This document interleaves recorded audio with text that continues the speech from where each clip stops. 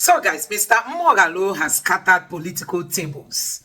Honestly, the question remains, does Nigeria practice democracy? Do we really have democracy, especially since Tinubu came into power? Many people have argued saying that the military regime was far better than the kind of democracy that is being set to practice in Nigeria. And Mr. Moghalu has scattered political tables, throwing more light to this. Take a look. I'll just keep it very brief. And that is that we should ask ourselves whether what we are practicing in the first place is democracy, or whether we have elections every 4 years. There's a difference between the two. When you talk about democracy, you're talking about also democratic institutions, which include the judiciary, other institutions of government functioning as independent institutions. So that's a very important point. The other question that we should also ask ourselves, since we're rounding up, is democracy an end in itself, or is it a means to an end? Do you have a real democracy on an empty stomach? If you have democracy and people are so poor that they cannot feed, but you have maybe what you might call a military dictatorship, many of the countries of Asia were not built as democracies. Their economies were built by military dictators. But those dictators were visionary dictators. There's a difference between a visionary and benign dictatorship and a dictatorship such as we've had in Africa that has tended to concentrate power in the hands of the military. Now, let's come back to General Babangida in closing.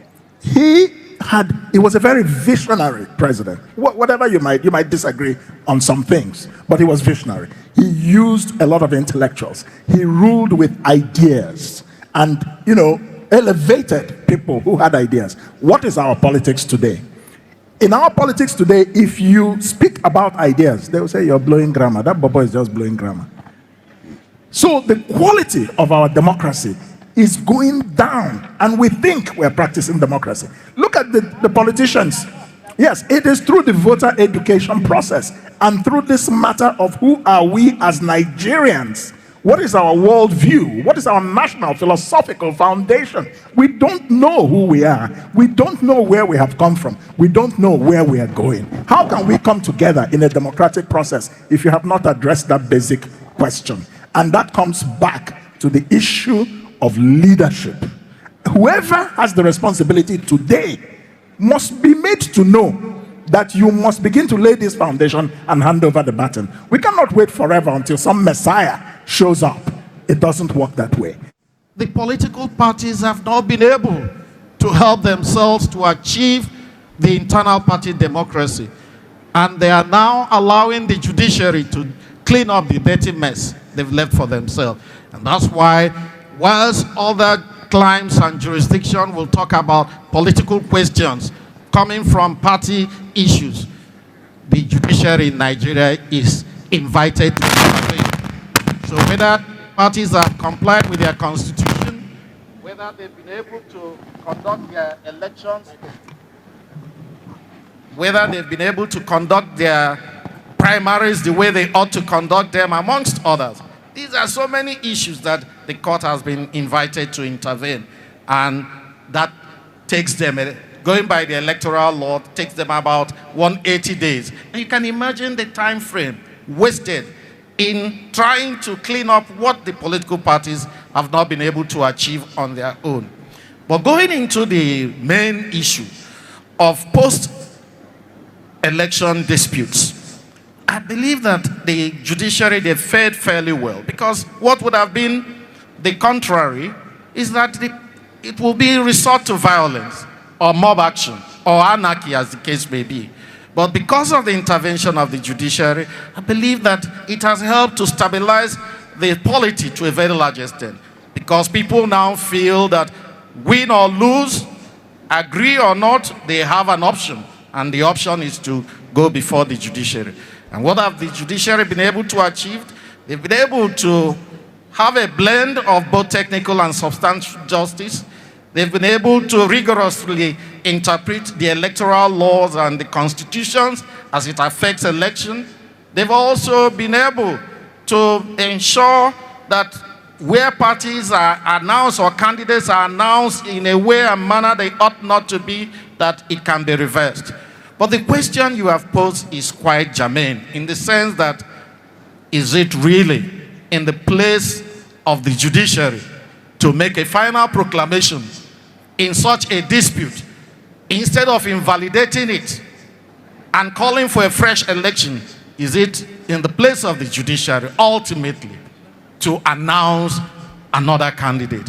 I believe that seems to be the issue that is bothering a lot of people, especially Nigerians. As far as the electoral law and the constitution are concerned, yes, the judiciary are right there.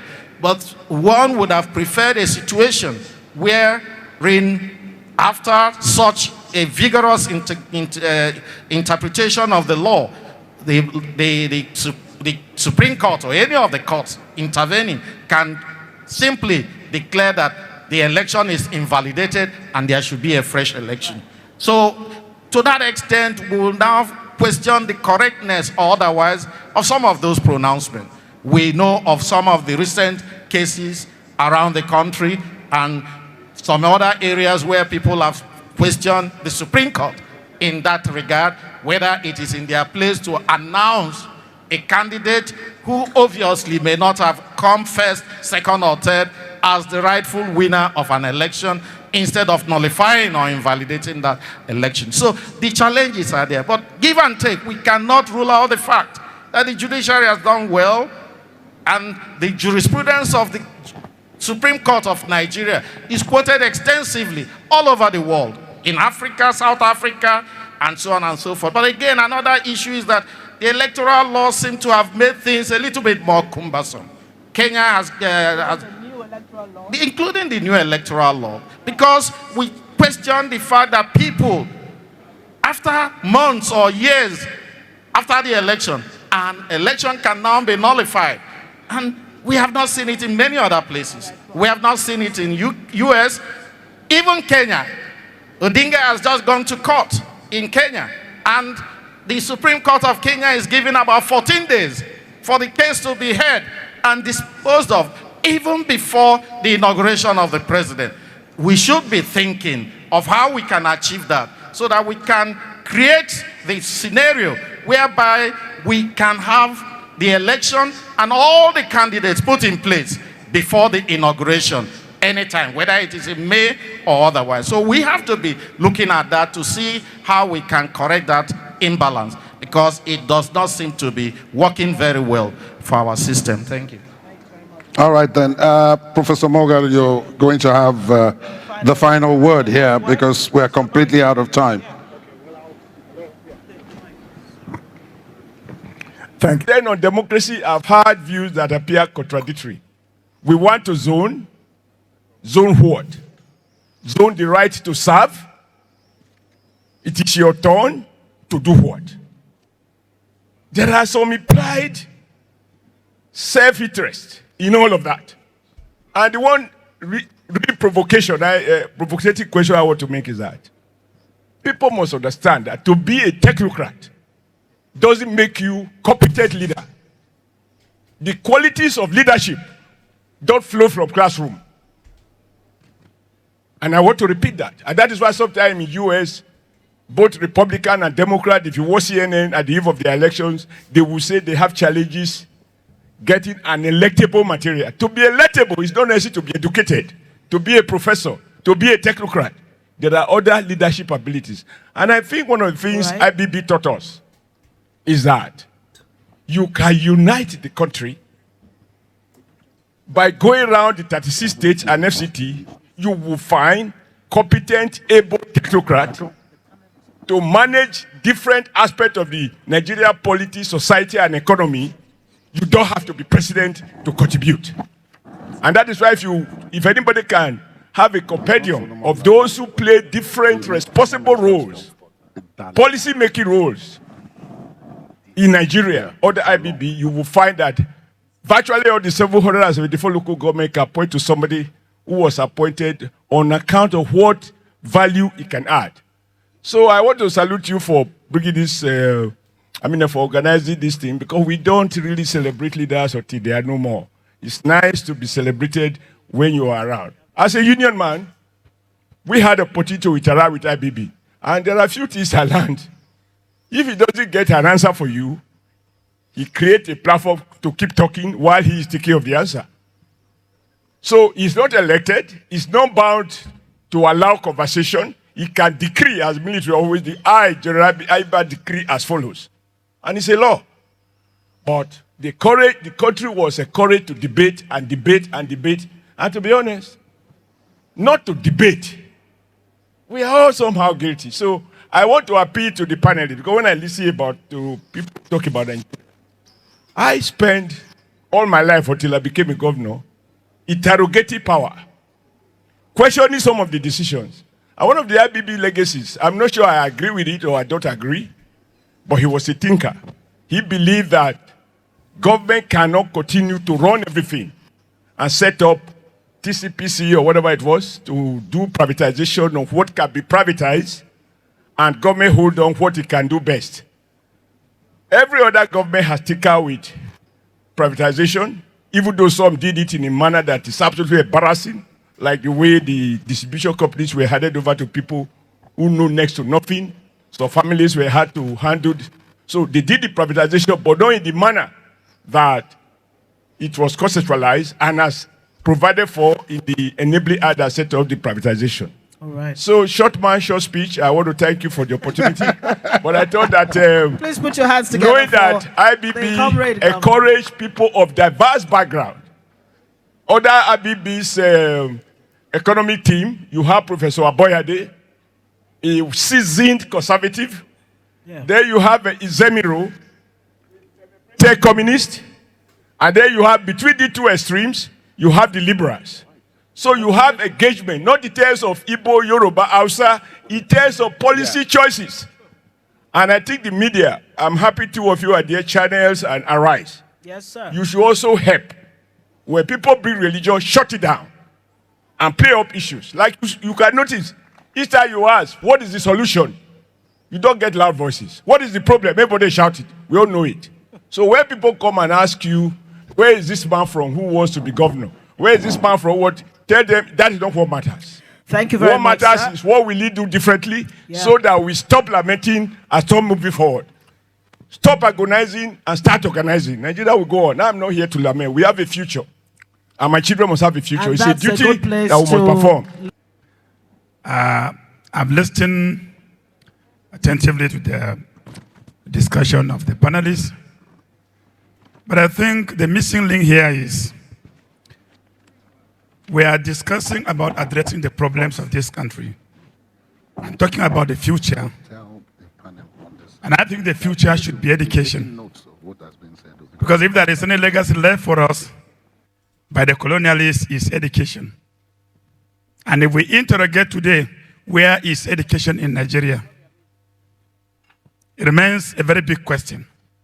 Therefore, I think it is about time all stakeholders in this country come together to try to see how we bring an end to the endless crisis in the educational system, especially the ASU strike. Because as I speak here, I am a victim of ASU strike. I spent 9 years in the university, so instead of 5 years. To God be the glory forever and ever. Amen. The chairman of this very unique occasion, ladies and gentlemen, I want to appreciate the presentation by my lecturer, Professor Chibo, and the panelists. I appreciate your intellectual sagacity. I just want to quickly make this very short intervention that when I was growing up as a child, houses had no fences in Kano, even in the GRAs. What I'm trying to pull out is that the problem of this country, from the elucidation from every panelist up there, is because of the breakdown of value system. When I was growing up in Kano, houses had no fences even in the GRAs. But the value system became devalued. We started building fences. Growing up as a child, the only place I see fences is either a zoo or a prison yard. Gradually, the situation deteriorated. We started having tall fences. It further deteriorated. We started having broken bottles of minerals as barriers on our fences. It further deteriorated. We started having barbed wire. Today, it is electric fence. From the wear of dogs, we now have the wear of hyena, the wear of lions, showing how the entire society has become depleted. The Holy Book says, bring up a child in the way of the Lord, and when he grows up, he will not depart from it. It is our orientation from the family unit level that has completely broken down. And this have not been, it's not an advantage because all our curriculum from primary school to university do not support system. If you see an American child at age 5, he can tell you about the dream of America. That's why when they are singing their national anthem when playing football, you see some of them crying. Because at a kindergarten level, you are taught nationalism. You are taught civic education. You are taught moral philosophy. Even as a child, you already know what it takes to be an American and what it takes to protect America. The only social orientation we have in our education curriculum is social studies. And what does it teach? It teaches you about Jaja of Okpobo, Awolowo of Western Nigeria, Azikiwe of Eastern Nigeria, and Sardauna of Northern Nigeria. And even as a child, you are already indoctrinated with ethnic consciousness. So we must go back. We cannot get it right, whether electoral, political, or economy, once we don't have the right attitude, the right values, and the right orientation. Nobody teaches you about Nigeria today. Today, history has been taken away from our curriculum in secondary school. It's no longer there. No more vocational studies. No more technical drawing. All the technical schools and colleges are down. These are primary values that we must go and resuscitate.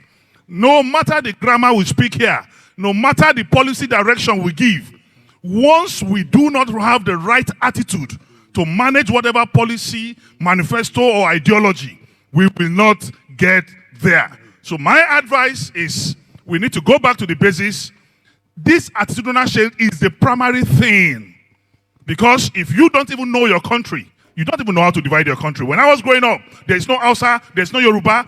When it was Christmas, I can tell the streets, up to the 20th street after my street in Kano, we share rice, and during Salah, we also get tuwo shinkafa. Today, I don't even know who is my immediate neighbor in Metama. These are the value systems that we need to get back to.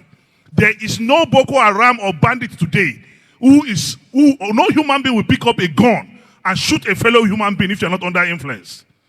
Drugs have taken over all our young ones, and the attendant satanic manifestation is what we are getting. So let's get back to the basics, go back to family unit reorientation, then we start from there before we can get to all these big grammar level. Thank you and God bless you. I agree with Dino Melaya's submission, 100%, so I don't need to address it.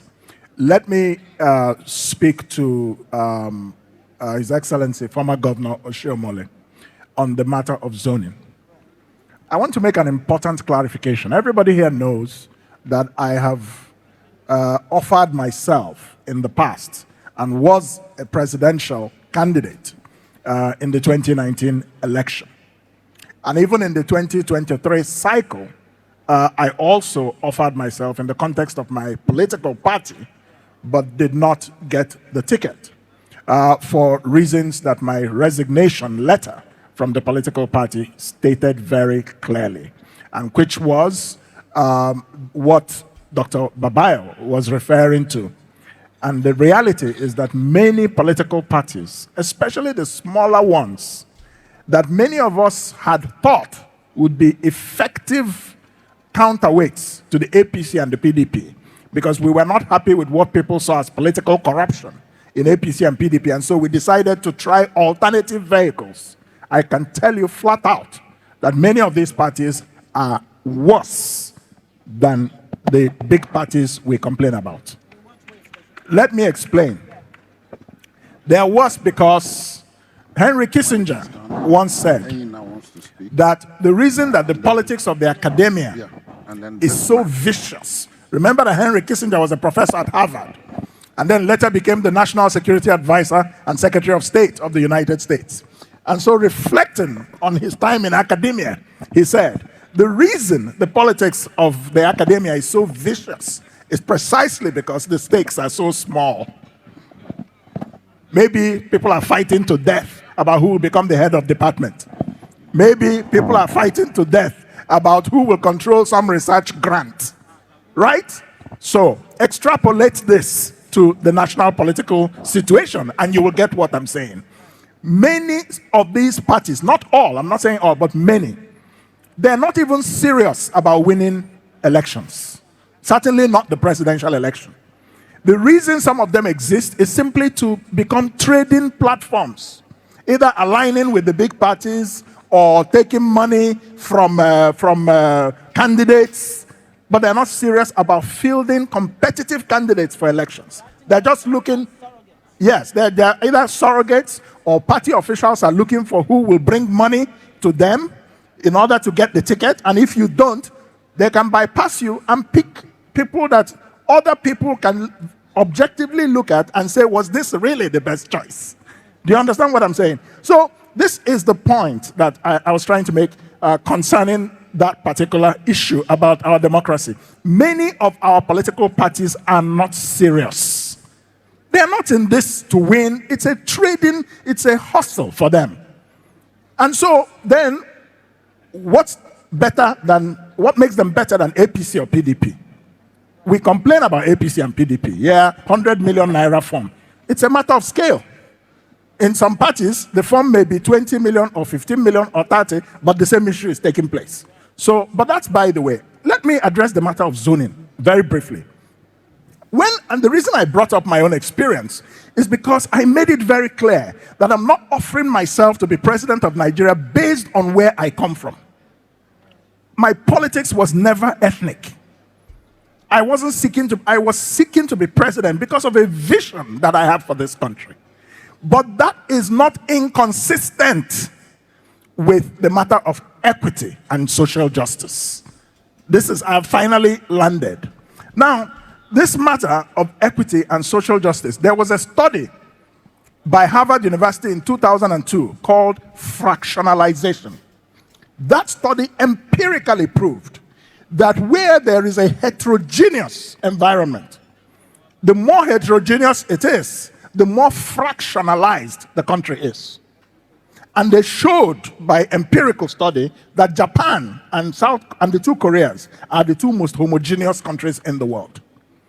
And that European countries were also highly homogeneous in their composition. But that African countries tended to be the most heterogeneous countries on earth. Empirically proved. And that is one of the reasons why in Africa there is a lot of division. And democracy can, if it is not very well managed, contribute to fractionalization. How do you solve that? You can develop a democracy that suits your own local environment. And that is where this zoning matter came up. You also have to look at the matter of constitutional restructuring. Because the only way you manage a big, diverse federal state is through a federal system. And that's why you see America, it's federalism, Australia, Canada, Germany, Brazil, India, so many countries that are big and also have heterogeneous populations tend to be federal states. But in Nigeria, we are running away from the matter of constitutional restructuring. Then we're not serious.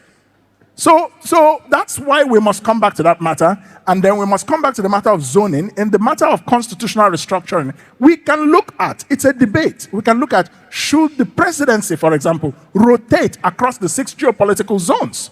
Switzerland is a confederation. The presidency rotates every 2 years to every one of the 26 cantons in Switzerland. Are you more developed than Switzerland, that recognizes the fact that there are French Swiss, there are Italian Swiss, there are German Swiss, and then you have the Romanced. So in Nigeria, we tend to, I don't believe in running away from issues. Let me say, today has been a day. I will give a meaning before I drop. the celebrant, distinguished visionary leader, a father, an elder statesman, the chairman of the occasion, and his wife, distinguished senior sons and daughters of Nigeria, particularly General Moghalu and General Akilu, senators serving and retired, former governors,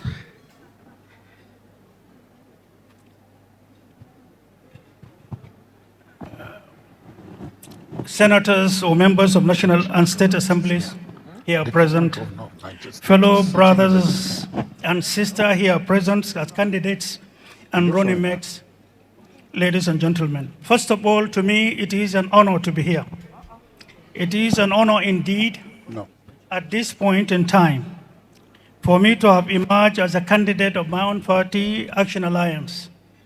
And then on the second hand, the invitation to honor this occasion of a leader that we saw at work in peacetime and in crisis time.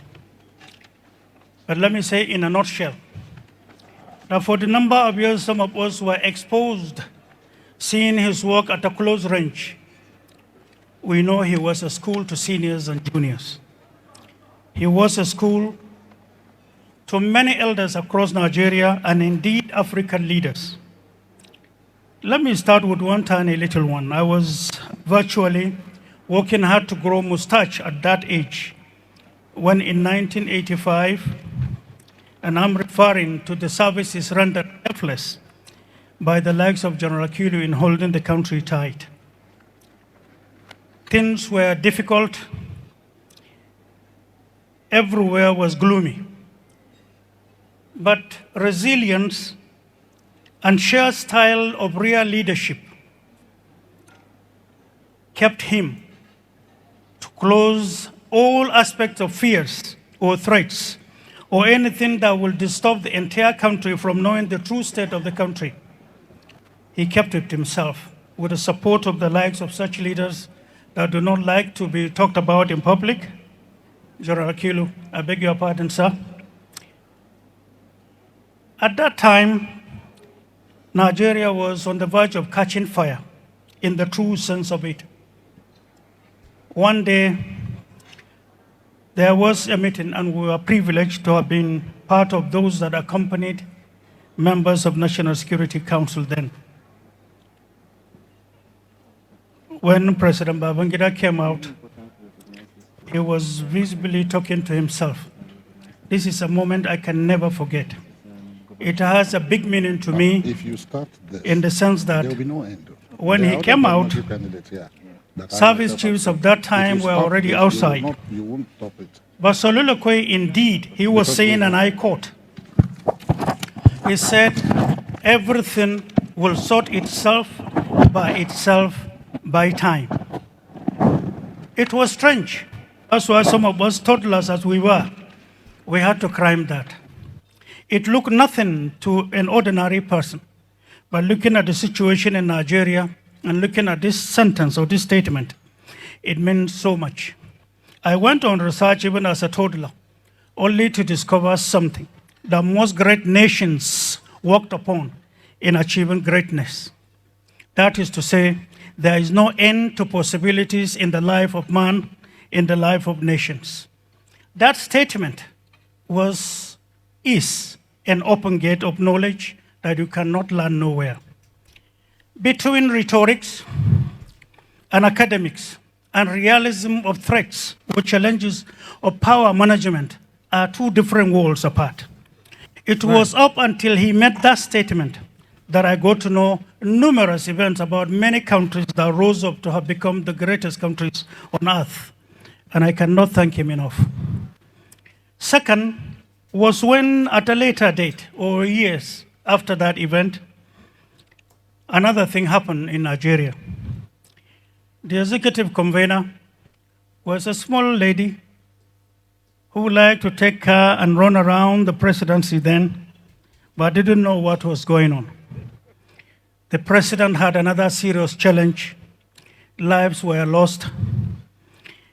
All I'm trying to say here is the fact that he faced challenges in 1990, and may I so rest in peace, the former First Lady, who, from the events of that time that I do not want to go deep into, but drawing at the lesson I want to mention, is to say that the event of that time brought fear, direct, looking for lives.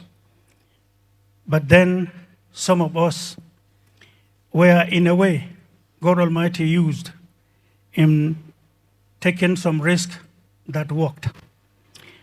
Now, the siblings of Sorry, the... you have a minute, sir. Thank you very much. Either, if you say 2 minutes, I thought you are referring to African 2 minutes. The relevance of what I'm talking about, I think are important for you to consider one more African minute. Now, finally, let me say that out of numerous events that had happened during his tenureship are exactly what all of you have summarized. That's all I'm trying to say.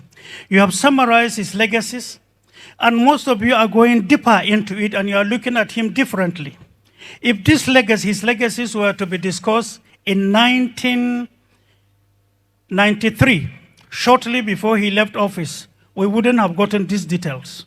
Here is a country full of intellectuals who, in most cases, totally robotic, seeing the left side of the person that is in power. That's all I'm trying to say.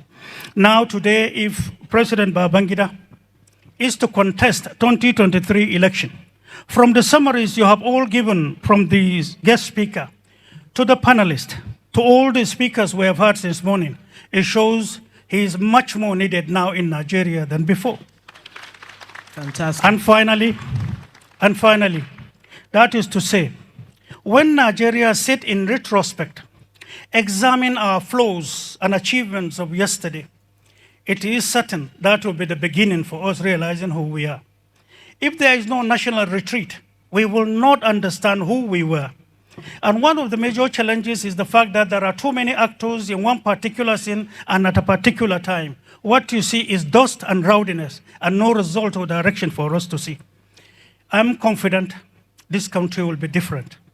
I'm confident the schools we have had from him that we are celebrating today, I think there is so much from knowledge and wisdom that will drive us through. We are in Action Alliance, privileged to be here, but we know most of the legacies he left in office and from the tower of wisdom he occupies today, we are tapping from it, and we are sure that and many more that we have garnered will present in us the qualities required of Nigeria at this point in time. And finally, so that you wouldn't raise. In most cases, you used to hear countries like America giving Nigeria a certain period of time for the country to break. Let every intellectual open his brain and think deeper. All this they are telling you is that by your actions, either in power or outside power, the elites are always in your sayings and actions busy promoting causes of insurgency. But the resilience of the poor man, of him that is on the street, is actually what is keeping Nigeria. For example, the panelists as you are, how many of you, from whichever part of the country you are, pick telephone to call the other from the other side in discussing Nigeria's security, welfare, and well-being? You haven't, but you have accused leaders. And I'm sure you haven't. Most calls are from personal interest, not national interest, not Nigeria's unity, security. So if we have to keep Nigeria together, challenge leadership from the point of view of four things. When you are looking at Nigeria from home and from the international scene, Nigeria's security, economy, Nigeria's relevance, the word relevance and all it takes. And finally, Nigeria's participation within Committee of Nations, regaining its own true state of power. So when we are pointing accusing fingers at some, we should also examine the other side before we pronounce. Right. I, on behalf of my party, and the party leadership of Action Alliance are conveying our birthday felicitations to the leader that, to me, saw it all. Tested, tried, survived with full of knowledge. And one real thing he did was courage. The word courage of all qualities of leadership. And that's where, not only in Nigeria, but around the world, history has recorded numerous failures of leadership where the word courage is missing. Among qualities of leadership that we examine a particular leader with is the capacity to carry all alone, to demonstrate. So guys, we all know what we've been through all this while since Tinubu assumed office as the president of Nigeria. The worst part of what is going on in this country is that the leaders appear to be so unprepared for this office. He told us it has been his life dream, his life aspiration to become the president of Nigeria. But guess what? What we are seeing today, it looks like somebody just woke out of sleep, traces his steps to Aso Rock, and assumed office as the president of Nigeria without understanding what leadership, especially in a more complex society like Nigeria, what leadership is all about. So, and that is why Nigeria is suffering. When we used to tell people, take your time to choose who you are going to vote for during the election, some people think we're just campaigning for Peter Obi because it's time to sell your tribe. No, it is time. If we are really patriotic, it will always be time for us to check out for the best of candidates. People you know their brain are still active. People you know they have they have the country at heart in terms of serving the country. They really want to put forward their best for this country. Those are the people you go for. You won't just go for people that say that it is my turn. Do you understand what it means when someone says it's my turn? Not that I'm prepared for it, but because I perceive that it is my turn. And then you just jump into that seat. And today they grab power, they don't know what to do with it. Look at every sector of this country is crumbling. As in, there is no area, there is no aspect of this nation that someone can boldly come out and say, see the progress made so far. Nothing. Everything is just going down. And they keep telling Nigerians to be patient, to be hopeful. Very soon, this government is going to mark 2 years in office, and they'll start talking about the next election. And guess what? Tinubu is warming up to come back again without even being concerned of giving dividends of democracy to Nigerians. That's to tell you how so self-centered and wicked these politicians are. They don't care about the people. They know that come what may, they will still get to that seat because they know INEC is there, Judiciary is there, the police is there, and all other that they do use. They believe that all those agents that they use to rig themselves into office is still very active for them. And that is why this government is not worried about what people are saying in terms of them not being able to deliver dividends of democracy. That is why people are hungry, and Tinubu found it convenient for him to go for holiday trip. From the UK, he has moved to France. That is why Akpabio is telling Nigerians to go look for free food to eat, because it doesn't concern him. He knows he has enough. He has enough for himself, for his family, even for children unborn. I mean, his grandchildren. They've acquired enough. But guess what? Nigerians are having real hard times. So many people are going through a lot. They've been this talk all over the internet that people are withdrawing their children back from school because they can't afford school fees. And you know, in situations like that, you can imagine somebody who is just a clerk whose salary will not even take him anywhere, and he has like 5-6 children. You know, he has to pay house rent, he has to pay school fees, he has to pay. How do you expect such a person to even cope? That is why we have a rotten system. That's why corruption is never ending. Because the politicians, they own the money, they own the resources, they control everything, and they leave the ordinary man to vanish. So this is it. You can see that honestly, there is no democracy in this country. Even people have said it that under the military rule, check out all the solid buildings, all the solid roads, all the solid bridges in Nigeria. Anything that is solid, that has, you know, outlived this period, that they were all built by the military regime. Now, the democracy or the regime that is not the military regime, they are just there to embezzle.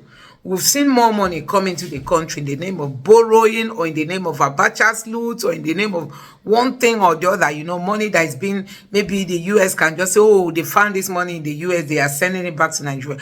We've seen all this kind of money being sent back to Nigeria under this so-called democracy. What have they used that money to do for the people?